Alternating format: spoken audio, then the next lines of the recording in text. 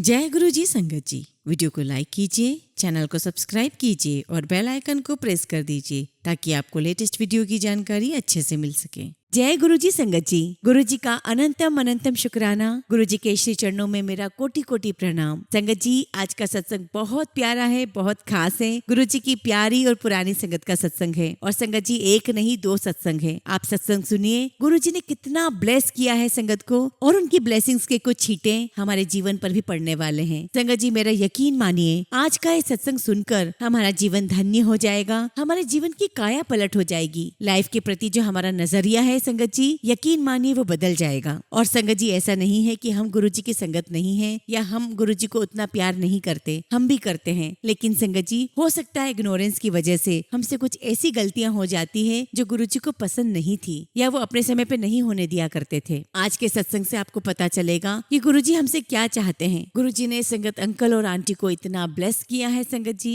इतना प्यारा सत्संग है, आप सुनेंगे तो सुनते रह जाएंगे। और संगत जी, यहाँ मैं आपको एक बात मेंशन करना चाहती हूँ कि हमने सत्संग के अंत में जो सवाल जवाब रखा है उसका उद्देश्य ये नहीं है संगत जी कि आप सभी में उस ब्लेसिंग्स को पाने की होड़ लग जाए। आपको सत्संग पूरा अंत तक सुनना है जैसे कि आप सुनते आ रहे हैं। लेकिन अभी हमें देखने में आ रहा है कि संगत वीडियो की प्लेबैक स्पीड को बढ़ाकर के सत्संग सुनती है। उससे हो ये रहा है संगत जी कि आप जिस ब्लेसिंग्स को पाने के चक्कर में ये कर रहे हो वो भी आपको प्राप्त नहीं हो रही है, और सत्संग से जो ब्लेसिंग्स आपको मिलनी है वो भी आपको नहीं मिल पा रही है। इसलिए आप सभी से निवेदन करती हूँ, आप सभी से रिक्वेस्ट करती हूँ कि जैसे सत्संग हम पहले सुनते आ रहे हैं वैसा ही सुने। पूरा सत्संग सुने, पूरे भक्ति भाव के साथ सुने, दिल लगा करके सुने, गुरु जी का ध्यान करके सुने, क्योंकि असली ब्लेसिंग्स तो वहीं से मिलनी है। ये भी ब्लेसिंग्स है, ये भी आपको प्राप्त होगी, लेकिन नेचुरली मिलेगी। गुरु जी जिसको ब्लेसिंग्स देना चाहेंगे उसको मिलेगी। और ये कार्य गुरु जी पर ही छोड़ दो, इसमें हमें अपना दिमाग नहीं लगाना है। हमें तो सिर्फ गुरु जी के सत्संग ध्यान से सुनने हैं, पूरे प्रेम से सुनने हैं। गुरु जी उस सत्संग में हमें क्या ब्लेसिंग्स दे रहे हैं वो प्राप्त करना है। गुरु जी सत्संग के माध्यम से हमें क्या सिखाना चाह रहे हैं, क्या संदेश देना चाह रहे हैं, हमें वो लेना है। इसलिए संगत जी, आप सभी से रिक्वेस्ट करती हूँ, सत्संग अंत तक सुने, पूरा सुने, पूरे भक्ति भाव के साथ सुने। संगत जी, अगर आप भी अपना सत्संग शेयर करना चाहते हैं तो सुंदर लिखावट में हिंदी में ईमेल आईडी और व्हाट्सएप पर शेयर कर सकते हैं, और अगर आप चाहें तो ईमेल आईडी और व्हाट्सएप पे टाइप भी कर सकते हैं। तो चलिए संगत जी, सत्संग शुरू करते हैं। संगत जी, आज का सत्संग जो हम सुनने जा रहे हैं वो गुरु जी की प्यारी और पुरानी संगत कर्नल एस.के. जोशी अंकल का है और मीरा आंटी का है। जय गुरु जी, शुक्राना गुरु जी। गुरु जी महाराज के चरणों में मेरा कोटि कोटि प्रणाम। गुरु जी को मेरा शत नमस्कार, और गुरु जी की प्यारी संगत को भी मेरा नमस्कार। संगत जी, मेरा सौभाग्य है कि मैं आप सबके साथ गुरु जी के साथ जो मेरी जर्नी रही है वो शेयर करने का मौका मिल रहा है। संगत जी, गुरु जी के साथ जो भी अनुभूतियां रही हैं उनका वर्णन करना तो बहुत मुश्किल है, क्योंकि संगत जी, कुछ स्पिरिचुअल लम्हे,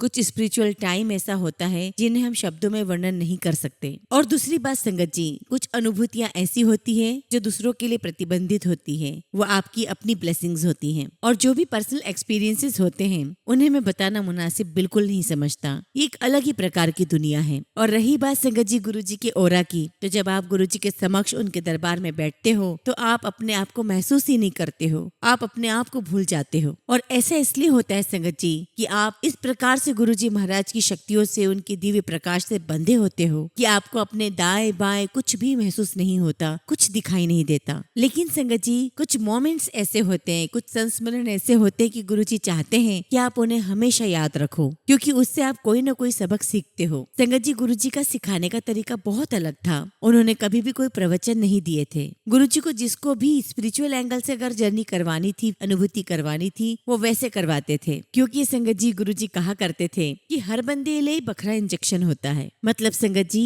कि हर इंसान के लिए एक अलग अलग ट्रीटमेंट होता है, अलग अलग इंजेक्शन होते हैं। और जो इंजेक्शन मुझे मिला है वो मेरे लिए है, और जो इंजेक्शन आपको मिला है वो आपके लिए है। संगत जी, आपके साथ मैं आज जो अपना सत्संग शेयर करने जा रहा हूँ, हो सकता है कि वो सीक्वेंस में ना हो। जैसा भी गुरु जी महाराज मुझे याद दिलाते रहेंगे मैं उसके अनुसार आपको बताता जाऊंगा। संगत जी, हम गुरु जी के सानिध्य में रहते थे, और ऐसा इसलिए हुआ क्योंकि गुरु जी चाहते थे कि हम उनके सानिध्य में रहें। और संगत जी, बहुत इंपॉर्टेंट बात है, क्योंकि जब तक गुरु नहीं चाहेगा आप उनके सानिध्य में रह ही नहीं सकते। और आप गुरु गुरु के सानिध्य में उतनी ही देर रह सकते हो जितना कि गुरु चाहेगा, या फिर मैं ये कह दूं कि आप उतनी ही देर गुरु जी के सानिध्य में रह सकते हो कि जितना कि गुरु जी चाहते हैं। इससे संबंधित संगत जी मैं आपके साथ एक बात शेयर करना चाहता हूँ। एक बहुत बड़े महात्मा थे, मुझे उनका नाम तो याद नहीं है, लेकिन उनके बारे में मैंने पढ़ा भी था और मेरे पिताजी ने भी बताया था कि एक बहुत बड़े महात्मा थे और उनका एक बहुत ही परम शिष्य था, बहुत परम भक्त था और वो भक्त उनके हमेशा साथ में रहा करता था और उनके लिए ये कहा जाता था कि वो अश्वत्थामा के अवतार हैं। तो संगत जी उस भक्त के मन में ये आया कि अगर ये अश्वत्थामा के अवतार हैं तो इनके सर में मणि का निशान होना चाहिए। और संगत जी वो महात्मा हमेशा टोपी पहने रहते थे, वो इस प्रकार की टोपी पहना करते थे जिससे उनके कान छुपे रहते थे। अब संगत जी उस भगत के मन में जब ये विचार आया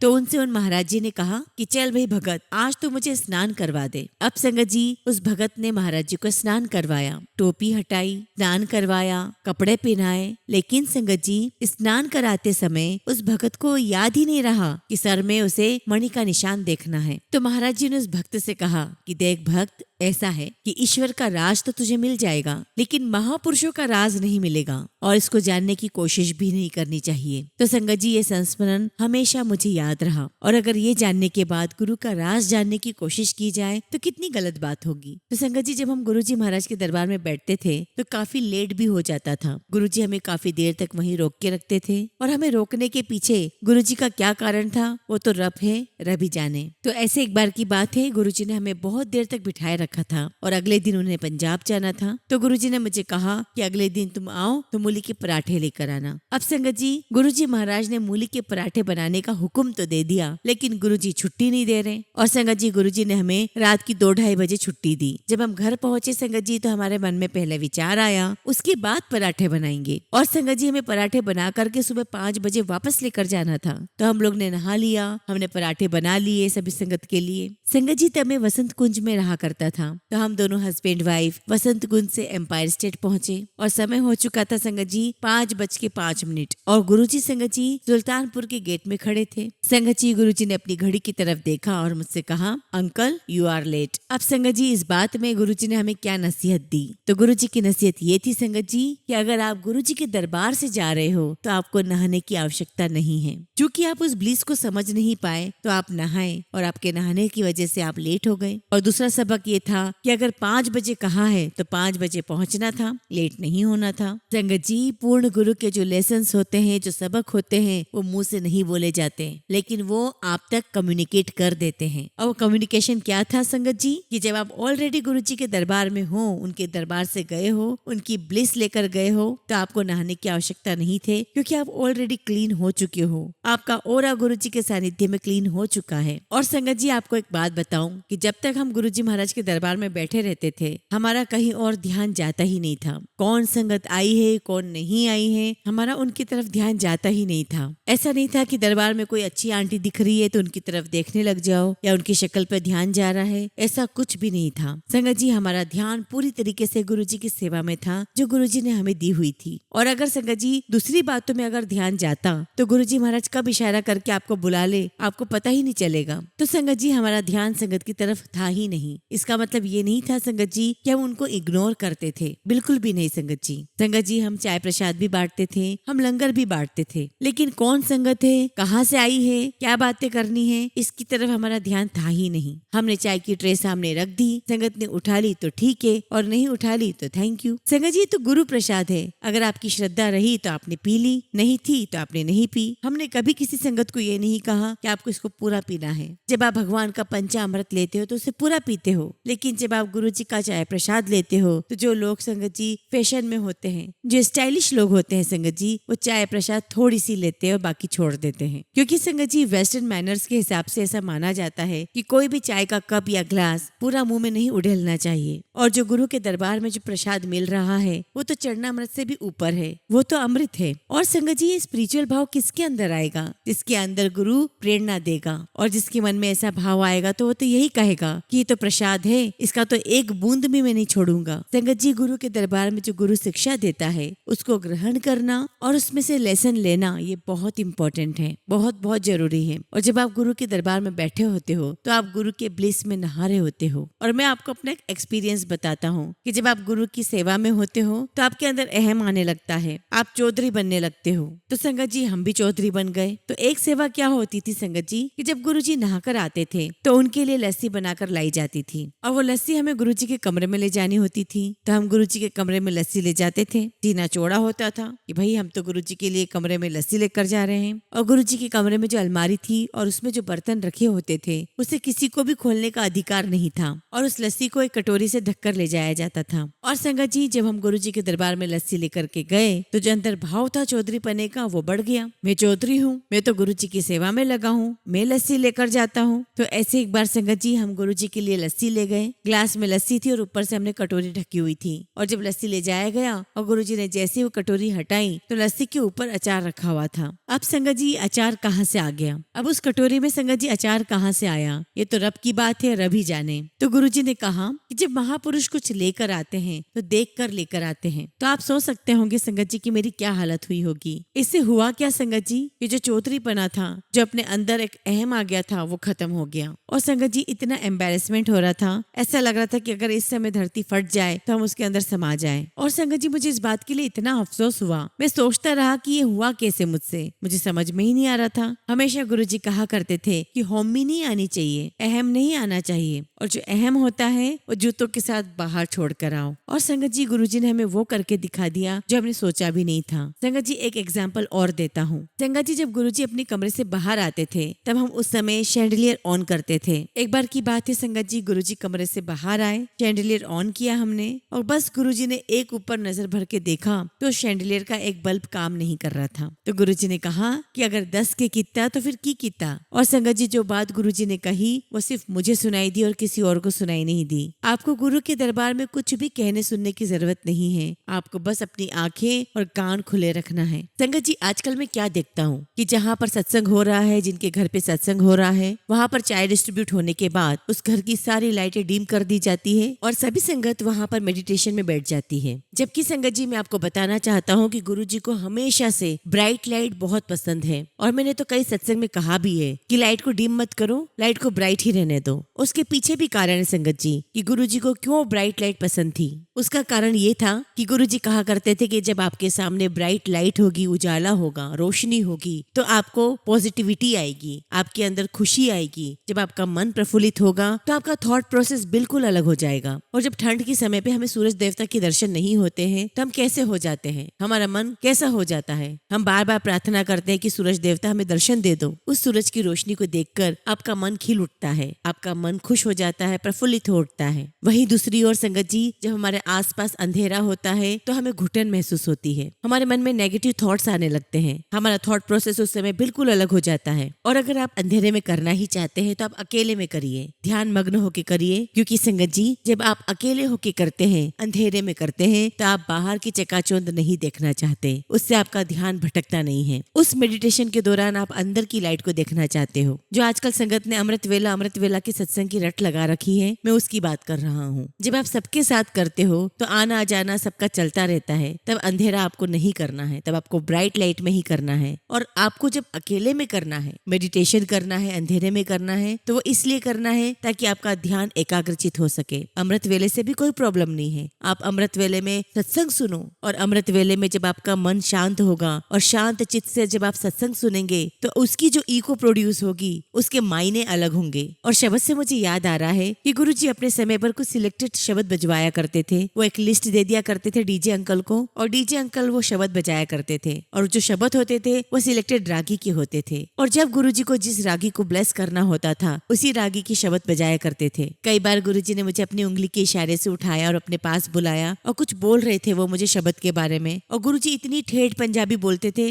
तब तो मुझे बिल्कुल भी पंजाबी नहीं आती थी। मुझे कोई एक आध शब्द समझ में आ जाता था और मैं वही शब्द जाकर के डीजे अंकल को कन्वे कर देता था। और संगत जी, मैं भले एक शब्द जाकर के बोलूं, लेकिन डीजे अंकल को समझ में आ जाता था कि गुरु जी ने कौन सा शब्द बजाने के लिए कहा है। और कई शब्द तो संगत जी ऐसे थे जिसमें गुरु जी ने उन्हें बजाने के लिए मना कर दिए थे, जिसमें से एक शब्द तो मुझे याद है। वो शब्द है संगत जी, लाओ अपनी चरनी, जो कि बहुत ही सुंदर शब्द है, 1 घंटे का शब्द है और किसी पुरानी रागी का गाया हुआ है। पर गुरुजी ने शब्द को चलाने के लिए मना कर दिया था और कहा था कि दिल्ली वालों के समझ में नहीं आएगा। और गुरुजी के रहते रहते सिर्फ एक ही बार ये शब्द बजा था और गुरुजी ने यही कहा कि ये दिल्ली वालों के समझ में नहीं आने वाला। और गुरुजी के समय पर जब शब्द लगा करते थे तो शब्द हो जाने के बाद लाइट म्यूजिक लगा करता था, पंजाबी टप्पे लग जाया करते थे। और मैं आपको एक उदाहरण देता हूँ कि कभी कभी गुरुजी के सामने ये वाला गाना भी बज जाया करता था कि मेरे सामने वाली खिड़की में एक चांद का मुखड़ा रहता है। पर बात यह है कि इस गाने को कोई संगत किस प्रकार से लेती है ये उसके ऊपर निर्भर करता है। अगर इस गाने को सुनते समय अगर कोई अपनी माशूका, अपनी गर्लफ्रेंड को सोच रहा है तो उसके सामने उसी की शक्ल आएगी।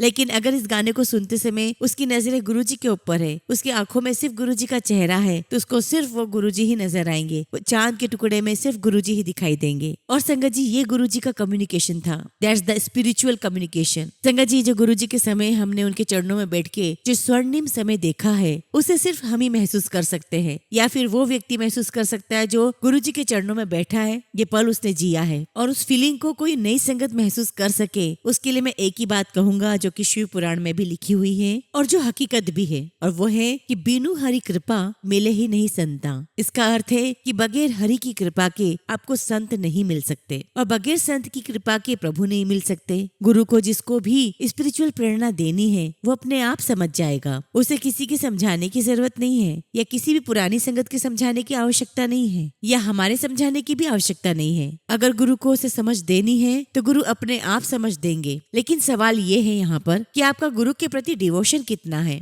गुरुजी कहा करते थे कि असली चीज लैंड दे कोई नहीं आंदा। कोई गुरुजी के पास अपने शेयर मार्केट के पेपर लेकर आता था, कोई बिजनेस के पेपर लेकर आता था, गुरुजी मेरा बिजनेस ठीक कर दो। तो उन लोगों की सोच क्या थी? उन लोगों की सोच मटीरियलिस्टिक थी। मैं ये तो नहीं कहता कि हर किसी की सोच स्पिरिचुअल हो, लेकिन किसकी स्पिरिचुअल हो और किसकी मटेरियलिस्टिक हो ये तो गुरुजी को ही पता है। ये वही जानते हैं कि किसकी सोच कैसी है। क्योंकि संगत जी, ये मटेरियलिस्टिक का जो आवरण है, जो कवरिंग है, वो हम सब के ऊपर लगा हुआ है। संगत जी, गुरुजी की यही कोशिश हुआ करती थी कि ये जो हमारे ऊपर आवरण बिछा हुआ है मटेरियलिस्टिक का, ये जो मेल बिछी हुई है हमारी सोल के ऊपर, उसे हटाया जाए। और गुरुजी की हर कोशिश यही होती थी कि आपकी सोल से, आपकी आत्मा से वो मेली चादर हट जाए। गुरुजी ने एक बार कहा कि तुसी डड्डू वर्गे हो। संगत जी, डड्डू का मतलब होता है मेंढक। तो गुरुजी कहते थे कि तुसी डड्डू वर्गे हो, मैं तुहानू कढनावा किचड़ तो बाहर साफ करनावा, तुसी फिर जानदे हो किचड़ वर्गे, मैं फेरी बाहर कढनावा साफ करनावा, तुसी फिर चल जानदे हो, तुसी डड्डू वर्गे हो। तो बात ये है संगत जी यहाँ पर कि गुरुजी के दरबार में जो भी आता था, गुरुजी की पहली कोशिश यही होती थी कि उसकी आत्मा पे पड़े मेल को साफ कर दिया जाए, उसको पूरी तरीके से क्लीन कर दिया जाए। और संगत जी, याद रखिए, महापुरुष आपको साफ करता रहेगा जब तक कि आप अपनी मंजिल तक नहीं पहुंच जाते। ये बात और है कि आप उनका हाथ छोड़ दे, लेकिन गुरु आपका हाथ कभी नहीं छोड़ेगा। गुरुजी आपको जब तक मंजिल तक नहीं पहुंचा देते वो किसी भी संगत का हाथ नहीं छोड़ते। और संगत जी, एक शब्द आता है कि गुरु, अगर तू मेरा हाथ पकड़ेगा तो बहुत बढ़िया रहेगा, क्योंकि तेरी पकड़ मजबूत है, और अगर मैं तेरा हाथ पकड़ूंगा तो मेरी पकड़ तो कमजोर है। इसलिए गुरु, मैं तुझसे अरदास करता हूँ कि तू मेरा हाथ फड़ ले, ताकि वो पकड़ मजबूत रहेगी और तू मुझे लेकर जाएगा। गुरुजी, आप मुझे मत छोड़ो, आप मेरी बाह पकड़े रहो। और इस प्रकार के शब्द भी है जो ऐसे मैसेज देते हैं। गुरुजी कहा करते थे कि शब्द सुनिया करो। और संगत जी, दुर्भाग्य ये है कि हम लोग शब्द को सुनते नहीं है। हमें शब्द सुनना चाहिए, और शब्द के अंदर बहुत सारे लेसन छुपे हुए हैं। कम से कम हमें एक लेसन अपने ऊपर इम्प्लीमेंट करना चाहिए। उस एक लेसन को अपने जीवन में इम्प्लीमेंट करने की कोशिश करें। वो कितना सक्सेसफुल होगा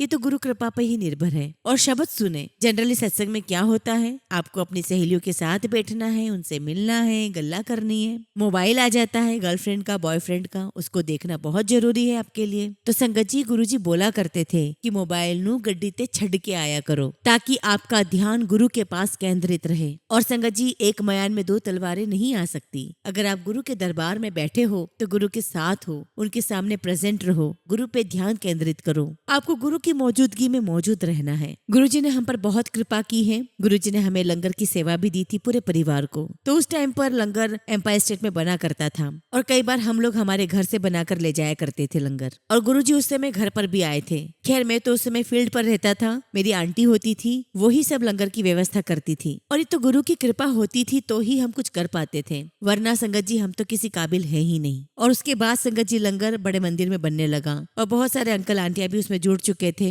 हम लोग लंगर बनाया करते थे और जब लंगर बन जाता था तो उन्हें बड़े बड़े बर्तनों में डाल दिया जाता था और फिर उस बर्तन को उठाकर एम्पायर स्टेट ले जाया जाता था। और एम्पायर स्टेट का दरवाजा 7 बजे खुलता था। उससे पहले हमें संगत जी लंगर लेकर के पहुंच जाना होता था और फिर गुरुजी के आदेश से वो शाम को डिस्ट्रीब्यूट होता था। एक बार की बात है, कुछ आंटियों ने गुरुजी से पूछा कि गुरुजी कभी कोई अच्छी चीज बन जाए तो आपके लिए ले आए। तो गुरुजी का जवाब था, कमलियो जेड़ा बंदा सारे संसार नु खवांदा है और तुसी की खवाओगे। और दूसरी बात गुरुजी कहा करते थे कि जब तुम अपने घर पर सत्संग करो तो लंगर अपने हाथों से बनाया करो। और उसके पीछे भी लॉजिक है। संगत को मटर पनीर अच्छी लगती है तो आप मटर पनीर बनाओगे, ये जरूरी नहीं है। आपको गुरु के लिए लंगर बनाना है और उसके पीछे भाव यही होता है कि मेरा गुरु आएगा तो उस लंगर को खाएगा जो उन्हें पसंद है। और सभी संगत के लिए यही मैसेज है कि जब भी हम सत्संग करें तो जो हम लंगर बनाएंगे वो गुरुजी महाराज को ध्यान में रखते हुए बनाएंगे, उनका ध्यान करके बनाएंगे, उनके लिए लंगर बनाएंगे, ना कि संगत के लिए। हमें इस बात से कोई मतलब नहीं होना चाहिए कि संगत को क्या पसंद है। हमें इस बात से मतलब होना चाहिए कि मेरे गुरु को क्या अच्छा लगेगा, मेरे गुरु को क्या पसंद है। और आपको मैं बता दूं कि हमारे गुरुजी को सिर्फ सादगी पसंद है, सिर्फ सिंपल भोजन पसंद है। लेकिन आज मैं क्या देख रहा हूँ कि सत्संग में कंपटीशन हो गया है कि अच्छा उसके घर पे सत्संग में ये बना था, वो बना था, इतनी मिठाई रखी थी, अब मैं अपने घर पे सत्संग में इससे बढ़ के रखूंगा। आजकल लंगर में इतने सारे आइटम रख देते हैं कि वो लंगर फिनिश ही नहीं होता है। जबकि लंगर का कायदा ये है कि सादा सिंपल भोजन हो ताकि हर संगत उसको फिनिश कर सके, पूरे प्यार के साथ, पूरे आशीर्वाद के साथ खा सके और गुरुजी का आशीर्वाद उसे प्राप्त हो सके। आप सभी संगत से मैं रिक्वेस्ट करना चाहता हूँ, इस अंधाधुंध दौड़ से बाहर निकले और सिर्फ उसी का पालन करे जो गुरुजी ने अपने रहते हुए, अपने दरबार में रहते हुए सभी संगत को सिखाया है, समझाया है। और आजकल देखता हूँ कि चाय प्रसाद के साथ साथ समोसा प्रसाद भी दिया जाता है, जो गुरुजी के समय पे कभी भी नहीं होता था। ये सारी चीजें डिस्टर्ब करती है, आपका ध्यान तोड़ती है, क्योंकि 1 घंटे का शब्द रहता है तो थोड़ी देर में चाय प्रसाद आ रही है, वो तो जरूरी है, लेकिन बीच में समोसा प्रसाद आ रहा है तो कुछ और आ रहा है, उससे हमारा ध्यान टूटता है। इसलिए सभी संगत से रिक्वेस्ट है कि जैसा गुरुजी ने बताया है, जैसा हमें गुरुजी ने सिखाया है, हमें वही करना है। हमें अपने आप से कुछ भी इम्प्लीमेंट नहीं करना है। और गुरुजी कहा करते थे कि अपना दिमाग मत लगाओ, तो संगत जी हमें अपना दिमाग नहीं लगाना है। हम गुरुजी के सामने बैठे हैं, हम गुरुजी की छत्र छाया में बैठे हैं, तो हमें उनकी ही रजा में राजी रहना है। बस इसी के साथ मैं अपने सत्संग को यहीं समाप्त करता हूँ। गुरुजी की जब भी मेहर होगी मैं अपनी और भी बहुत सारी अनुभूतियां आप सबके साथ शेयर करूंगा। जय गुरुजी, शुक्राना गुरुजी। संगत जी अगला सत्संग हम गुरुजी की प्यारी पुरानी संगत मीरा आंटी का सुनेंगे। संगत जी 2006 में गुरुजी महाराज ने मुझे और मेरे हस्बैंड अनिल अंकल को बुलाया अपने दरबार में। संगत जी हमारा लाइफ स्टाइल बहुत डिफरेंट था और इस प्रकार के सत्संग में हमारा होना बहुत ही मुश्किल लगता है। संगत जी हमें बिल्कुल भी नहीं पता था कि साक्षात शिव, महाशिव, परमपिता परमेश्वर हमारे लिए अपने दरबार खोल रहे हैं। संगत जी हमें बिल्कुल भी कुछ पता नहीं था कि हम कहाँ जा रहे हैं, हम किस दुनिया में जा रहे हैं, हम किस रूहानी दुनिया में जा रहे हैं। संगत जी मुझे बहुत सारी प्रॉब्लम्स थी। जब मेरी शादी हुई संगत जी तो हम लोग न्यूयॉर्क में आकर रहने लगे और गुरुजी महाराज के आशीर्वाद से हमें ट्विंस हुए, 2 लड़के हुए। संगत जी मेरे साथ काफी सारे हेल्थ इश्यूज हो गए थे, तो हमने सोचा कि थोड़े समय इंडिया चलते हैं, हम इंडिया चले जाते हैं, वहाँ रहते हैं, बच्चे थोड़े बड़े हो जाएंगे तो वापस न्यूयॉर्क आ जाएंगे। संगत जी जब गुरुजी महाराज ने मुझे अपने दरबार में 2006 में बुलाया, तब मेरी सिस्टर और कुछ चुनिंदा लोगों के अलावा किसी को भी नहीं पता था कि मैं बहुत हाईली डायबिटिक हूँ। मेरे ट्राइग्लिसराइड 800 के ऊपर थे। संगत जी मैं बहुत मेहनत करती थी, मैं बहुत एक्सरसाइज करती थी, जिम करती थी, बहुत दवाइयाँ भी खाती थी, लेकिन संगत जी मेरे ट्राइग्लिसराइड 500 से नीचे जाते ही नहीं थे। संगत जी जब मैं गुरुजी के दरबार में पहली बार गई तो आप सभी जानते हैं कि वहाँ जो लंगर मिलता है वह 4 लोग एक साथ खाते हैं और मैंने पूरी भरपूर कोशिश की कि मैं वो लंगर ना खाऊं। आप कह सकते हैं संगत जी कि मैं पागल थी। मुझे लड्डू मिला, मैंने नहीं खाया क्योंकि मैं डायबिटिक थी। मुझे व्हीट से एलर्जी थी, मैं व्हीट नहीं खा सकती थी, मैं कार्ब्स नहीं खा सकती थी, मैं घी वाली चीजें नहीं खा सकती थी। और जब मैं लंगर करने के लिए बैठी आंटियों के साथ में तो मैंने बहुत चालाकी करने की कोशिश की कि मैं धीरे धीरे खाऊं ताकि आंटी मेरा भी फिनिश कर दे। लेकिन संगत जी मेरी चालाकी वहाँ चली नहीं और संगत जी वो आंटी अपने हिस्से का लंगर खाकर बैठ गई और कहने लगी कि ये आपके हिस्से का लंगर है, आप फिनिश करो, हम बैठे रहेंगे जब तक आपका फिनिश नहीं होगा। संगत जी सामने गुरुजी बैठे हुए थे, हालांकि मैं उनको जानती नहीं थी। मैंने सोचा कि चलो फिनिश तो करना ही है, कर लेती हूँ और घर जाके दवाइयाँ खा लूंगी। संगत जी वहाँ आने से पहले मुझे बताया गया था कि गुरुजी किसी से कोई बातें नहीं करते हैं और जैसे कि मैंने कहा कि मैं अपने आप को पागल बोलती हूँ, मैं वाकई वाकई में पागल थी। जब गुरुजी के पास मैं आज्ञा लेने के लिए गई तो मैंने उनकी आंखों में आंखें नहीं डाली, ये सोचकर कि वो मुझे हिप्नोटाइज कर लेंगे, क्योंकि संगत जी हमारे इंडिया में ये सारी चीजें बहुत ज्यादा प्रिवेल है। बस गुरुजी से आज्ञा लेके बाहर निकली, मेरे मन में यही थॉट चल रहा था कि चलो अब भागो यहाँ से, आज तो आ गए हैं, अब नहीं आना है। यहाँ मैं आपको बताना चाहूंगी कि जब मैं आज्ञा लेने के लिए गई गुरुजी के पास तो मैंने देखा कि मेरे हस्बैंड, मेरे अंकल गुरुजी के राइट साइड में बैठे हुए हैं। गुरुजी ने उन्हें अपने राइट साइड पर बिठा लिया था और मेरे अंकल गुरुजी के साथ प्रॉपर्टी के ऊपर बातें कर रहे थे। मैंने सोचा कि ले बाबा जी तो बोलन भी लग गए, हूँ प्रॉपर्टी पे बातें होने लगी, ये मेटेरियलिज्म कहाँ से आ गया यहाँ पर, अगली बार आएंगे तो पता नहीं क्या बोल देंगे कि ये करो वो करो, चलो यहाँ से भागो। और संगत जी जब मेरी बारी गुरुजी के पास आज्ञा लेने की आई तो गुरुजी ने मुझसे बोला, लंगर खाया आया कर, लंगर खाया कर और ऐश किया कर। संगत जी उस समय मेरा परसेप्शन बहुत अलग था और मुझे ऐसा लग रहा था कि जैसे इस दरबार में तो गुरुजी की मार्केटिंग टीम है, गुरुजी तो बोल भी रहे हैं, तब कह भी रहे हैं, तब दिखा भी रहे हैं, अब आज के बाद तो मैं यहाँ नहीं आऊंगी। मैं यही कहूंगी संगत जी कि मैं बहुत बहुत नादान थी, मैं बहुत मूर्ख थी।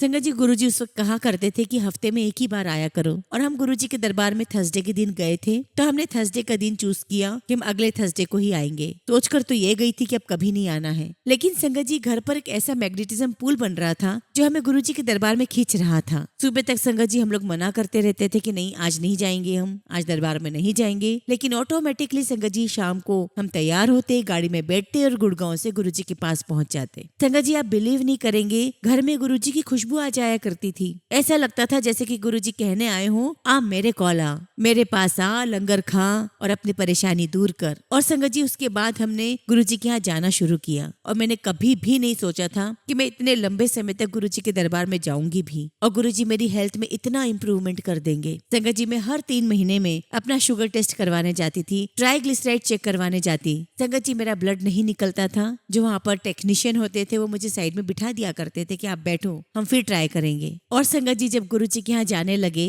उसके 2.5-3 महीने बाद जब मैं गई और अपना ब्लड टेस्ट करवाया, पहली बार में ही मेरा ब्लड निकल गया। और संगत जी ब्लड भी ऐसा निकला जैसे दूध में जो झाग होते हैं वैसा। वो टेक्नीशियन भी डर गया और मैं भी डर गई कि ये मेरा ही ब्लड है क्या। और संगत जी मैं तब भी नहीं जान पाई कि ये गुरुजी का आशीर्वाद है, ये उनकी मेहर है, ये मेरा मैजिक नहीं था, ये दवाइयों का मैजिक नहीं था। क्योंकि संगत जी दवाइयां तो मैं 2 साल से ले रही थी, अब ये जरूर हो गया था कि दवाइयां अब असर करने लग गई थी। और संगत जी जब धीरे धीरे मेरी गुरुजी के साथ जर्नी आगे बढ़ती चली गई तब जाके मुझे समझ में आया कि ना मैं कुछ कर रही हूँ, ना मेरा डॉक्टर कुछ कर रहा है, ना मेरी मेडिसिन कुछ कर रही है, ये तो दुनिया का सबसे बड़ा डॉक्टर हमारे गुरुजी महाराज जो बैठे हैं वो कर रहे हैं। संगत जी हमें हमारे हर सवालों के जवाब मिलने लगे और हम ऑटोमेटिकली गुरुजी के दरबार में पहुंचने लग गए। एक बार की बात है संगत जी, सभा में किसी आंटी को गुरुजी ने कहा कि वो आंटी तो कमली है, उसे तो पता ही नहीं कि उसके साथ क्या होने वाला है, मैंने तो उसे जीवन दान में दिया है। और मैंने सिर्फ उसको ही नहीं, चारों को जीवन दान दिया है। और संगत जी हमारी फैमिली में हम 4 ही हैं, मेरे अंकल, मैं और हमारे ट्विंस। और संगत जी अगर मुझे कुछ हो जाता, मैं बेड रिडन हो जाती या मैं मर जाती तो मेरी फैमिली का बहुत बड़ा नुकसान हो जाता। संगत जी गुरुजी महाराज ने इतनी ब्लेसिंग्स दी हैं, इतनी ब्लेसिंग्स दी हैं, हमारे बिना मांगे ही गुरुजी ने हमें झोलियां भर भर के दी है। संगत जी जब हम एम्पायर स्टेट जाते थे तो एम्पायर स्टेट के सामने एक प्लॉट हुआ करता था और हम लोग हाथ धोने के लिए वहां जाया करते थे। मुझे बहुत अच्छे से याद है कि जब हम एक बार जा रहे थे तो मैंने अपने अंकल के कान में विस्पर किया, मैंने अपने अंकल के कान में बोला धीरे से कि हम यहाँ गुरुजी का फ्री में लंगर खाने आ जाते हैं। मुझे तो लगता है कि हम तो गुरुजी की लिस्ट में हैं भी नहीं। गुरुजी तो सभी को अंकल आंटी कहते हैं, लेकिन गुरुजी मुझे तो मिसेस मीरा कहते हैं। संगत जी गुरुजी हम दोनों को रात के 2-2, 2:30 बजे तक बिठाते थे, एक्स्ट्रा लंगर खिलाते थे, लेकिन जब बात करते थे तो कहते थे मिसेस मीरा। तो संगत जी जब हम उस दिन आज्ञा लेने के लिए गए तब उन दिनों गुरुजी के पास अगर कोई शादी का या किसी कार्यक्रम का इन्विटेशन आता था तो गुरुजी कुछ संगत को अपने साथ इन्वाइट करते थे, सबको तो नहीं लेकिन कुछ ही संगत को करते थे। तो इसी प्रकार से एक आंटी का सिंगिंग कॉन्सर्ट था। संगत जी गुरुजी के राइट साइड में कार्ड पड़े हुए थे, मैं गुरुजी के साइड में बैठी हुई थी और मैं इन सब बातों से अनजान थी, क्योंकि संगत जी दरबार में बहुत सारे लोग बैठे होते थे, VVIPs बैठे होते थे, ब्यूरोक्रेट्स होते थे, टीवी पर्सनालिटीज होती थी, बॉलीवुड पर्सनालिटीज होती थी, पॉलिटिशियंस होते थे। तो मुझे लगता था कि हम तो इनके आगे कुछ लगते ही नहीं है। और संगत जी जैसे ही मैंने आज्ञा ली गुरुजी से, गुरुजी ने बड़े ठहाके मार के हंसा और मेरी तरफ कार्ड को फेंकते हुए कहा, ए ले लव लेटर जौहर आंटी। और उस दिन संगत जी मुझे मेरे सवालों के जवाब मिल गए। लव लेटर, इसका मतलब गुरुजी मुझे कह रहे हैं कि मैं तुझसे प्यार करता हूँ। मुझे ऐसा लगा जैसे गुरुजी के स्कूल में मेरा एडमिशन हो गया है और मुझे ऐसा लगा जैसे कि मेरा प्रमोशन हो गया है, मिसेस से आंटी। संगत जी मैं अब आपको लोहड़ी का सत्संग सुनाती हूँ। जैसा कि मैंने आपको बताया कि हमने थर्सडे का दिन चूज किया था गुरुजी के पास पास जाने के लिए। संगत जी, एक बार की बात है कि लोहड़ी का दिन था, लेकिन उस दिन थर्सडे नहीं था और हमें बहुत डर लग रहा था लोहड़ी के दिन गुरुजी के पास जाने में, क्योंकि हमने सुना था कि अगर बार बार जाओ तो गुरुजी बोल देते हैं कि हुन 2 महीने बाद आना, हुन 6 महीने बाद आना। तो मैंने सोचा कि इतने छोटे से लालच के लिए, एक लोहड़ी के लिए, हम अपने गुरुजी के पास जो हर हफ्ते जाते हैं वो हम बंद नहीं करना चाहते थे। संगत जी, हमने घर के बाहर भी लोहड़ी जलाई, लेकिन दिल, दिमाग, मन पूरी तरीके से एम्पायर स्टेट में था। आप बिलीव नहीं करेंगे संगत जी, रात के 11 बजे गुरुजी ने लोहड़ी का प्रसाद संगत के साथ भेजा हमारे लिए। इसका मतलब ये है संगत जी कि गुरुजी को बहुत अच्छी तरीके से पता था कि हम कितनी स्ट्रांगली चाहते थे कि हम वहाँ पर रहे, हम वहाँ पर मौजूद रहे, हम लोहड़ी वहाँ पर मनाएं। और संगत जी, वो शब्द है ना कि बिन बोलिया सब कुछ जानदा, गुरुजी सब कुछ जानते हैं, वो जानी जान है। और धीरे धीरे संगत जी हम गुड़गांव की संगत में शामिल हो गए और गुरुजी का हुक्म आया कि जो नई संगत है उसके घर सत्संग होगा। संगत जी, हमने बहुत ही सुंदर DLF में हमारा घर बनाया था। हालांकि संगत जी, उस घर की कोई खास पूजा पाठ नहीं हुई थी, तो हमने सोचा कि ठीक है, ये सौभाग्य हम लेते हैं। लेकिन संगत जी, हम मूर्खों को ये नहीं पता था कि ये सौभाग्य हम नहीं ले रहे हैं, वो तो गुरुजी दे रहे हैं। संगत जी, हमें सत्संग का बिल्कुल भी आइडिया नहीं था, तो पुरानी संगत ने बहुत हेल्प की। बहुत हर्षोल्लास के साथ, बहुत खुशी के साथ हमने डेकोरेशन किया, हमने सारी व्यवस्थाएं की। और उन दिनों संगत जी, संगत बहुत कम आया करती थी, लगभग 25 या 30। लेकिन हमने सोचा कि पहली बार हमारे घर पे सत्संग हो रहा है तो हम रिलेटिव्स को भी बुला लेते हैं। और ऐसे करते करते संगत जी 60 लोगों का अरेंजमेंट हो गया। लेकिन संगत जी, मेरे अंकल बहुत उदार दिल के हैं, उन्होंने 100 लोगों का लंगर बनवा लिया। संगत जी, सत्संग शुरू होने से 30 या 40 मिनट पहले मुझे बेसमेंट से आवाज आई एक संगत की, मीरा आंटी जल्दी आओ नीचे। मैं नीचे गई संगत जी। आप इमेजिन कीजिए संगत जी कि जब गुरुजी का फ्रेम किया हुआ स्वरूप लगा हुआ हो और उसमें ग्लास लगा हो आगे, तो उसके अंदर से लाइट कैसे आ सकती है। लेकिन संगत जी, गुरुजी के उस स्वरूप में से उनके मत्थे पर एक त्रिशूल निकला हुआ था और उसमें से बहुत सारी ट्विंकलिंग लाइट्स निकल रही थी। और इतना ही नहीं संगत जी, हमारे पास गुरुजी के छोटे स्वरूप भी थे जो कि फ्रेम किए हुए थे, उसके अंदर छोटे छोटे शिवलिंग बन गए। और संगत जी, वाकई में उस दिन 100 से ऊपर की संगत आई और मैंने अपना रो रो के सत्संग किया। संगत जी, जब मैंने सत्संग किया तो वहाँ पर एक संगत अंकल ने मुझे बाद में बताया कि गुरुजी ने मुझे 1 साल पहले कैसेट दी थी। उन दिनों संगत जी कैसेट चला करती थी, तो वो अंकल बोले कि गुरुजी ने मुझे कहा था कि मैं एक नई आंटी के घर पर एक ऐसा सत्संग करूंगा जिसे पूरी दुनिया याद रखेगी, सारी संगत याद रखेगी और सारी संगत देखती रह जाएगी और वो आंटी भी रोएगी और उस हॉल में बैठा हर बंदा रोएगा। तो संगत जी, गुरुजी का बहुत बहुत शुक्राना, अनंतम शुक्राना कि गुरुजी ने वो अंकल आंटी हमें चूज किया। संगत जी, हम अगले दिन शुक्राना करने गए, तब तक हमें नहीं पता था संगत जी कि गुरुजी अपना चोला छोड़ देंगे और इस प्रकार से गुरुजी के जाने के बाद कोई ग्रंथ भी छपेगा, लाइट ऑफ डिविनिटी। जब हम अगले दिन गुरुजी के पास शुक्राना करने के लिए गए, गुरुजी अपने कैबिन पर बैठे हुए थे और वहीं पास में एक अंकल खड़े थे कि कल इनके घर पर जाना और मैंने वहाँ जो चमत्कार किया है उसे किताब में लिख कर ले आना। और संगत जी, हमें ये बात बिल्कुल स्पष्ट रूप से क्लियर हो गई कि जो कुछ भी हमारे घर पे चमत्कार हुआ है वो गुरुजी ने किया है, वो उनकी मर्जी थी। संगत जी, 14 मई की बात है, गुरुजी के चोला छोड़ने से 15 दिन पहले की बात है। हम लोग मंडे टू मंडे जाकर बड़े मंदिर की सफाई करते थे। संगत जी, आज जहाँ गुरुजी की समाधि है वहाँ पर गार्डन हुआ करता था, बच्चे वहाँ खेला करते थे। और संगत जी, हम लोग बहुत खुशी खुशी वहाँ से टहनियाँ उठाते, पत्थर साफ करते, खुद ही चाय बनाते, समोसा प्रसाद मंगा करके खाते थे, भोग लगाते थे। लेकिन संगत जी, 14 मई के दिन गुरुजी महाराज वहीं पर बैठे थे जहाँ आज उनकी समाधि है, व्हाइट चेयर पर, व्हाइट सफारी पहने हुए। और उन दिनों संगत जी नया नया सेलफोन निकला था, गुरुजी सेलफोन देख रहे थे। तो संगत जी, उन दिनों मेरे पास एक आंटी बैठी हुई थी, वो मुझे कहने लगी कि मीरा, तुझसे और मुझसे तो गुरुजी बहुत बातें करते हैं, हमारे अंकलों से बात नहीं करते गुरुजी। संगत जी, आप बिलीव नहीं करोगे, विद इन 1 सेकेंड गुरुजी के राइट साइड में मेरे अंकल और गुरुजी के लेफ्ट साइड में आंटी के अंकल बैठे हुए थे। उसी समय गुरुजी ने हमें हमारी बात का जवाब दे दिया कि तुम दोनों ज्यादा खुश मत हो, मैं सारी संगत को प्यार करता हूँ। और तब गुरुजी ने मेरे अंकल से कहा कि जा